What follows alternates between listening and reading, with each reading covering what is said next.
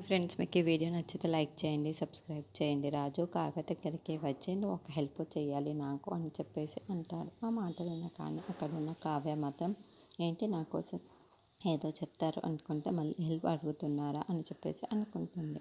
ఇంతలో అక్కడున్న రాజు మాత్రం నువ్వు మాత్రమే నాకు హెల్ప్ చేయగలవు కావ్య, ఇంకెవ్వరు నేను హెల్ప్ అడగలేను అని చెప్పేసి అంటూ ఉంటుంది.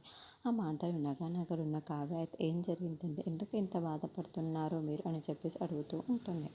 ఆ మాట వినగానే అక్కడున్న రాజు అయితే మన దుగ్గురాల వంశం ఒక పెద్ద ఘాటమే వచ్చి ఏంటంటే మన కంపెనీలో ఉన్న ఆస్తులన్నీ జప్తు చేస్తామని చెప్తున్నారు. మరి సంతకం చేశారు అని అయితే చెప్తూ ఉంటాడు. అది జరిగిన విషయం మొత్తం కూడా కావ్యకు చెబుతూ ఉంటాడు. ఆ మాటలు వినగానే అక్కడున్న కావ్య ఒక్కసారి షాక్ అయిపోయి ఏంటండి మీరు చెబుతున్నది నిజమేనా అని చెప్పేసి అడుగుతూ ఉంటుంది.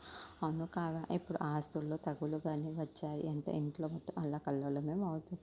ఇది ఏదో ఒక సహాయం చేయాలి, నువ్వు లేకపోతే నేను ఏమీ చెయ్యలేను కావ్య, అందుకే నీకు హెల్ప్ అడుగుతున్నాను అని చెప్పేసి కావ్య వైపుకు చూసి కావ్యని చాలా గట్టిగా హగ్ చేసుకుంటూ చెప్తూ ఉండదు. చూడగానే అక్కడున్న కావ్య మాత్రం ఒక్కసారిగా షాక్ అయిపోయి ఇంత బాధపడుతున్నారా మీరు, మీ గుండెల్లో ఇంత పెద్ద బాధ పెట్టుకొని మాతో ఇంత హ్యాపీగా ఉంటున్నారా అని చెప్పేసి అంటూ ఉంటుంది.